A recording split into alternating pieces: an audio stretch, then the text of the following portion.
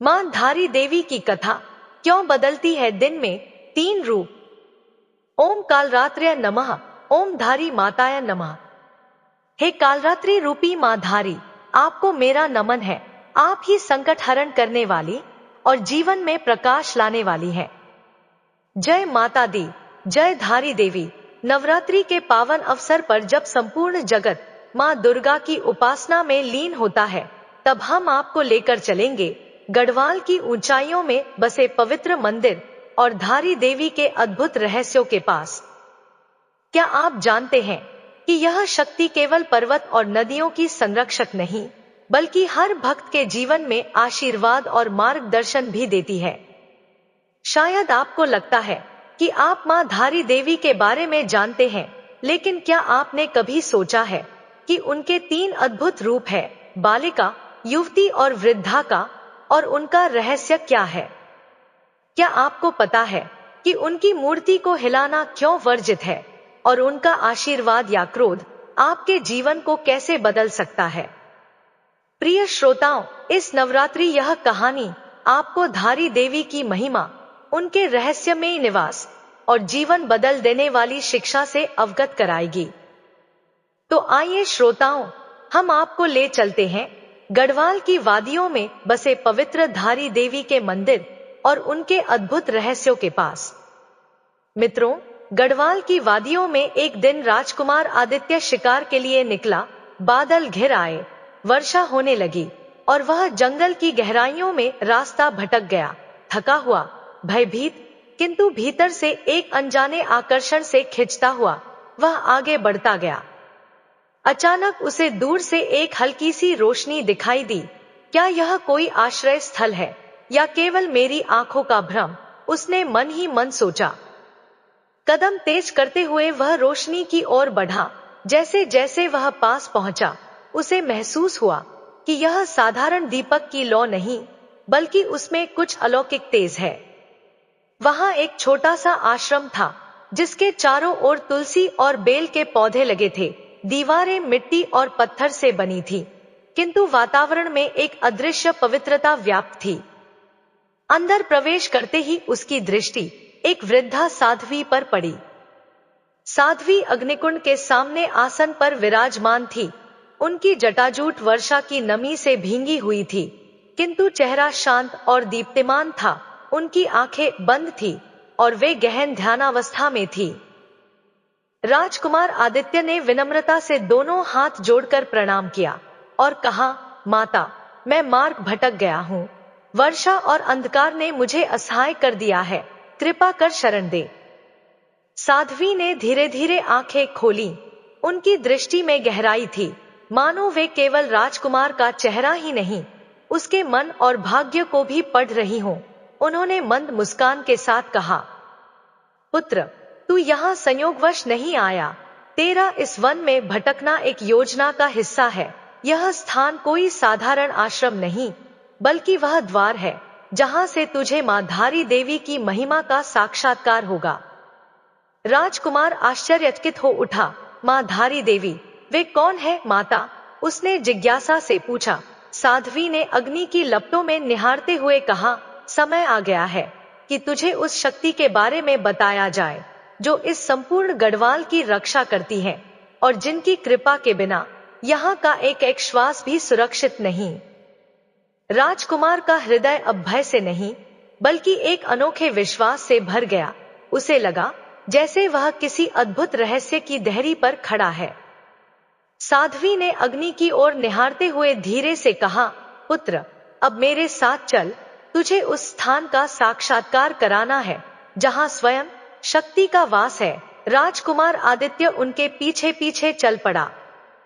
धीरे धीरे वे दोनों अलकनंदा नदी के तट की ओर बढ़ने लगे। जैसे ही राजकुमार ने उस तीव्र बहाव को देखा, उसकी आंखें विस्मय से फैल गईं।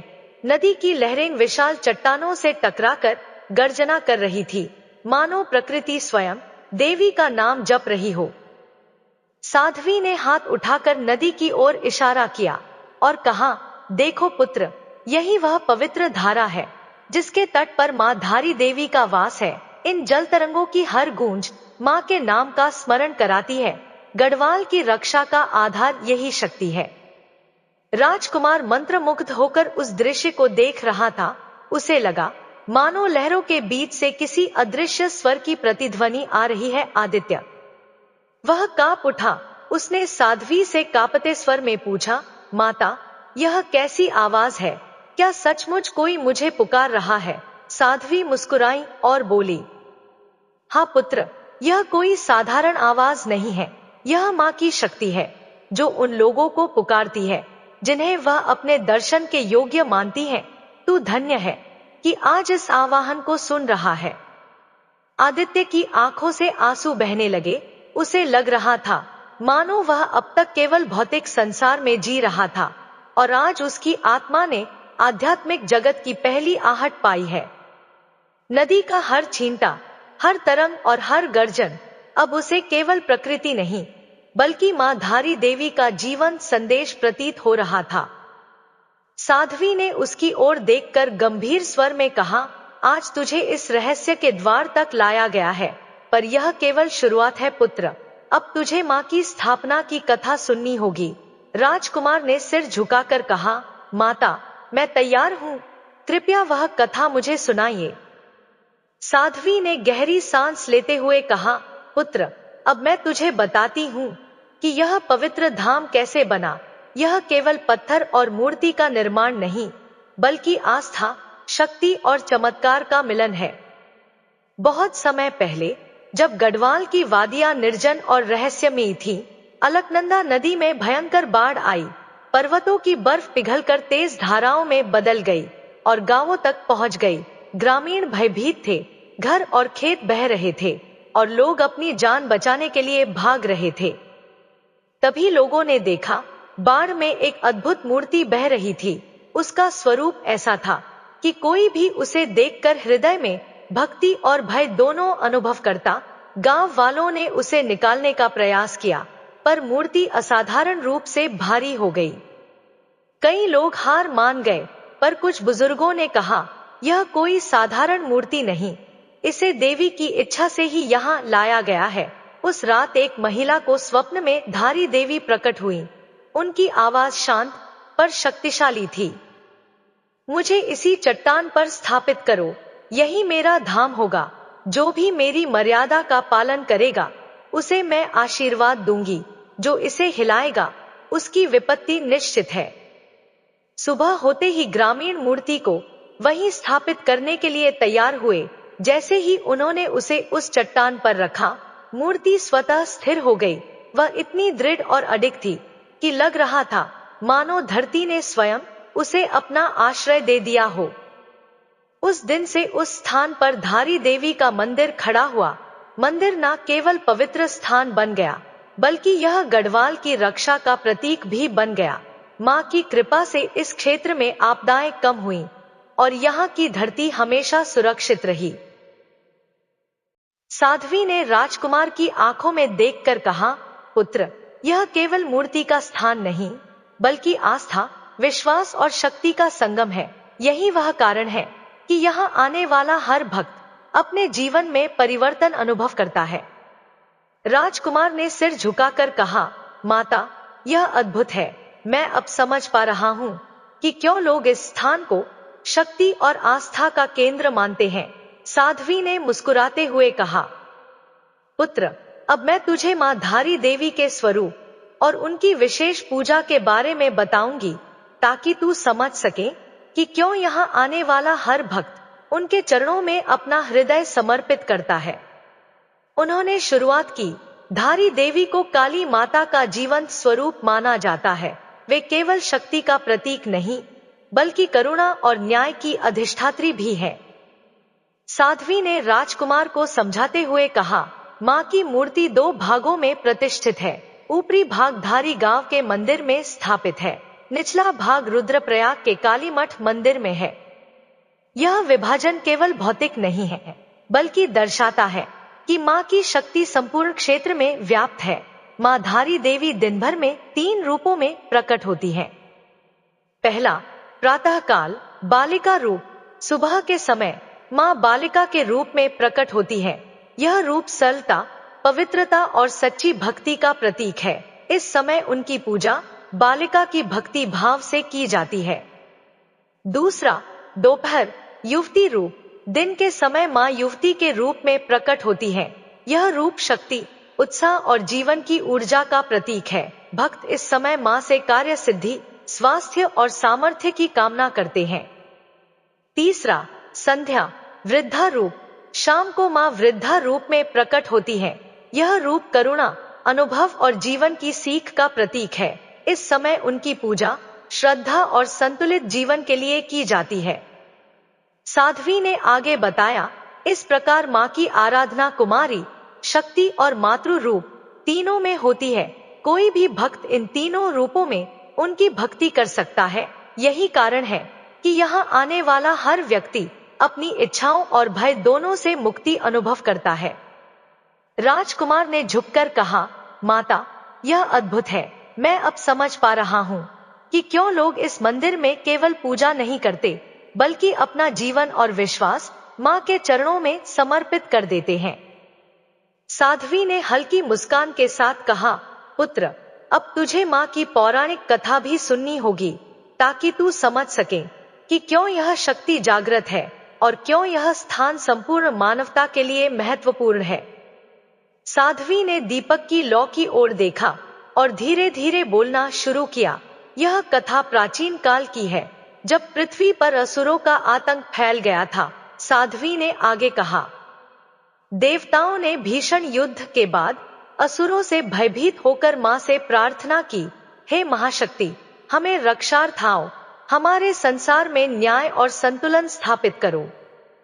मां ने अपने स्वरूप में तेज से कहा, मैं केवल आशीर्वाद देने के लिए नहीं, बल्कि इस धरती में निवास कर संतानों की रक्षा करने के लिए आई हूँ। जो मेरे चरणों में श्रद्धा से आएगा, उसे मैं सहार और विपत्ति से बचाऊंगी। तब से गढ़वाल में मां का निवास आरंभ हुआ। इस स्थान को केवल मंदिर नहीं, बल्कि जागृत शक्तिपीठ माना जाने लगा। साध्वी ने राजकुमार की आंखों में देखा और गंभीर स्वर में कहा, हे पुत्र, यह शक्ति जागृत है। यदि यहाँ आने वाला भक्त सच्चे हृदय से प्रार्थना करता है, तो माँ उसकी रक्षा करती है। परंतु यदि कोई छल, लोभ या अधर्मी प्रवृत्ति लेकर आता है, तो माँ का क्रोध असाधारण होता है। राजकुमार आदित्य ने पूछा, माता, क्या इसका अर्थ यह है कि माँ केवल भक्तों की रक्षा करती है? साध्वी ने मुस्कुराते हुए उत्तर दिया, नहीं पुत्र, माँ सभी जीवों की रक्षक है। उनकी कृपा से इस क्षेत्र में आने वाली आपदाओं का पूर्व संकेत मिलता है। यही कारण है कि यहाँ के लोग हर वर्ष विशेष उत्सव और पूजा के माध्यम से उनकी कृपा प्राप्त करते हैं। माँ का यह रूप सतत जागृत और सर्वशक्तिमान है। साध्वी ने फिर आगे कहा, पुत्र, यह केवल कथा नहीं, बल्कि चेतावनी और मार्गदर्शन है। जो भी यहाँ आता है, उसे यह समझना होता है कि शक्ति का सम्मान और मर्यादा का पालन जीवन का आधार है। इसलिए माँ को केवल मूर्ति या शक्ति के रूप में नहीं, बल्कि जीवन की मार्गदर्शक देवी के रूप में पूजना चाहिए। राजकुमार आदित्य गहन ध्यान और श्रद्धा के भाव से सुन रहा था। उसके मन में अब भक्ति और विश्वास की ऐसी लहर उठी, जो उसे जीवन भर के लिए मार्गदर्शन देने वाली थी। साध्वी ने अंत में कहा, अब तुझे यह जानना आवश्यक है कि माँ ने अपने निवास की मर्यादा कैसे तय की। कौन इस स्थान की पवित्रता का उल्लंघन कर सकता है और कौन सुरक्षित रह सकता है, यह जानना आवश्यक है, ताकि तुझे भविष्य में इसकी परीक्षा का अनुभव हो। साध्वी ने धीमे और प्रभावशाली स्वर में कहा, पुत्र, माँ धारी देवी ने अपने निवास की मर्यादा तय की है। यह कोई सामान्य नियम नहीं, बल्कि शक्ति और आस्था की सर्वोच्च सीमाएं हैं। उनकी मूर्ति को अपनी जगह से हिलाना या उसके साथ किसी प्रकार का छल करना कठोर वर्जित है। राजकुमार ने चौंक कर पूछा, माता, क्या ऐसा हुआ है कि किसी ने यह नियम तोड़ा हो? साध्वी ने गंभीरता से सिर हिलाया और कहानी सुनाई, हाँ पुत्र, वर्ष 2013 में यहाँ जल विद्युत परियोजना के लिए माँ की मूर्ति को हटाने का प्रयास किया गया। उसी रात अलकनंदा की धाराएं असामान्य रूप से उफन गईं। पानी ने गांव और खेतों को तबाह कर दिया और कई लोग विपत्ति में फंस गए। लोग मानते हैं कि यह मां का क्रोध था, जो उनकी मर्यादा का उल्लंघन करता है उसके लिए परिणाम अत्यंत गंभीर होते हैं। साध्वी ने राजकुमार के कान में धीरे से कहा, देखो पुत्र, यह केवल चेतावनी नहीं है बल्कि सीख है। शक्ति का अपमान कभी भी क्षमा नहीं करती, इसलिए जो भी यहाँ आता है उसे केवल श्रद्धा, भक्ति और मर्यादा के साथ ही आना चाहिए। राजकुमार आदित्य का हृदय धड़कने लगा। उसे यह अनुभव हुआ कि यहाँ की शक्ति केवल दर्शन या पूजा तक सीमित नहीं है, बल्कि यह सतत चेतावनी और मार्गदर्शन देती है। साध्वी ने आगे कहा, यदि कोई व्यक्ति केवल लालच, अहंकार या अधर्मी मन लेकर आता है तो मां उसकी रक्षा नहीं करती, और जो भक्त सच्चे हृदय से आता है उसे मां जीवन की सभी आपदाओं से बचाती है। यही उनके जागृत शक्ति पीठ की महिमा है। राजकुमार ने सिर झुकाकर कहा, हे माता, अब मैं समझ गया हूं कि क्यों लोग इस मंदिर को केवल आस्था का केंद्र नहीं बल्कि जीवन की सुरक्षा का स्रोत मानते हैं। मैं हमेशा मां की मर्यादा का सम्मान करूंगा। साध्वी ने हल्की मुस्कान के साथ कहा, अब पुत्र, यह ज्ञान तुम्हारे लिए पर्याप्त नहीं है। तुझे यह भी अनुभव करना होगा कि मां की शक्ति केवल चेतावनी में ही नहीं बल्कि आशीर्वाद में भी प्रकट होती है। इसलिए मैं तुम्हें उनके दर्शन के लिए ले चलूंगी। राजकुमार ने विश्वास और श्रद्धा के भाव से उनके पीछे कदम बढ़ाए। वह अनुभव करने वाला था मां के आशीर्वाद की दिव्य महिमा, जो उसे आगे की परीक्षा में मार्गदर्शन देने वाली थी। साध्वी ने राजकुमार आदित्य को मंदिर की ओर बढ़ाया। जैसे ही वे मंदिर के प्रांगण में पहुंचे, वातावरण और भी दिव्य हो गया। घंटियों की मधुर गूंज और दीपकों की स्थिर लौ से पूरे परिसर में अलौकिक प्रकाश फैल रहा था। नदी की लहरों का शोर मंदिर की घंटियों से मिलकर मानो संगीतमय भक्ति का रूप ले चुका था। साध्वी ने राजकुमार से कहा, पुत्र, अब तू सीधे मां के चरणों में अपनी भक्ति प्रकट करेगा। यह समय उसकी कृपा और शक्ति का अनुभव करने का है। राजकुमार ने सिर झुकाकर प्रणाम किया और हृदय से प्रार्थना की, हे मां धारी देवी, मैं आपका पुत्र आपकी कृपा का पात्र बनूं। मुझे अपने धर्म, न्याय और करुणा से शासन करने की शक्ति प्रदान करे।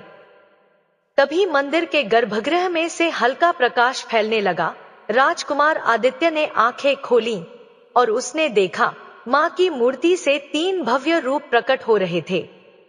बालिका रूप, पवित्र और कोमल, जैसे हर भक्त की प्रथम भक्ति की शुरुआत। युवती रूप, तेजस्वी और शक्ति से भरी, जो कर्म और साहस का प्रतीक है। और वृद्धा रूप, करुणा और अनुभव से पूर्ण, जीवन की सीख देने वाली। राजकुमार आदित्य को लगा कि यह केवल दर्शन नहीं बल्कि मां का संदेश और परीक्षा है। मां के स्वरूपों से तेज प्रकाश निकला और तीनों स्वरूपों ने एक साथ कहा, हे वत्स, धर्म, न्याय और करुणा से राज्य कर। यही सच्चा राजधर्म है। लोभ, अहंकार और अधर्म से दूर रहना। जो अपने प्रजा का कल्याण करता है वही मेरे चरणों में वास्तविक भक्ति पाता है। आदित्य का हृदय भावनाओं से भर गया। उसने महसूस किया कि उसकी परीक्षा केवल भौतिक साहस की नहीं थी बल्कि श्रद्धा, विनम्रता और न्याय की थी। साध्वी ने फिर कहा, पुत्र, यही वह क्षण है जब भक्त और शक्ति का मिलन होता है। केवल वही विजय होता है जो अपने हृदय और कृत्यों से सच्चा हो। राजकुमार ने अपनी आंखें बंद की और वचन लिया, मां, मैं अपने राज्य और प्रजा के हित में केवल धर्म और करुणा का पालन करूंगा। आपकी मर्यादा और आशीर्वाद को जीवन भर याद रखूंगा। तभी मंदिर की घंटियों की आवाज एक अलौकिक स्वर में बदल गई और दीपक की लौ मानो मां के तेज से अधिक प्रकाशित हो गई। राजकुमार ने महसूस किया कि मां ने उसकी भक्ति स्वीकार कर ली है और उसे अपने आशीर्वाद से शक्ति प्रदान की है। साध्वी ने उसे मुस्कुराते हुए कहा, पुत्र, तू समझ गया कि शक्ति केवल भय और चेतावनी नहीं देती बल्कि सच्चे भक्त को मार्गदर्शन और आशीर्वाद भी देती है। यह तेरा जीवन बदलने वाला अनुभव है। राजकुमार आदित्य ने आंखें खोली तो साध्वी लुप्त हो चुकी थी। उसे समझ आ गया कि वे स्वयं मां की शक्ति का अंश थी। वह महल लौटा और जीवन भर प्रजा के हित में शासन किया। उस दिन से उसने निश्चय किया कि कोई भी कार्य मां की मर्यादा तोड़े बिना ही होगा। श्रोताओं, यह कथा हमें बताती है कि धारी देवी केवल गढ़वाल ही नहीं, पूरी मानवता की रक्षक है। उनका संदेश है कि मर्यादा, आस्था और धर्म का पालन ही जीवन का आधार है। मित्रों, यदि आपको यह कथा पसंद आई हो तो कृपया इसे लाइक और शेयर करें और हमारे चैनल को सब्सक्राइब करें ताकि आप हमारी आने वाली धार्मिक और शिक्षाप्रद कहानियों का आनंद ले सकें। आपकी श्रद्धा और समर्थन ही हमें ऐसी कहानियां लाने की प्रेरणा देता है। जय मां काली, जय मां धारी देवी।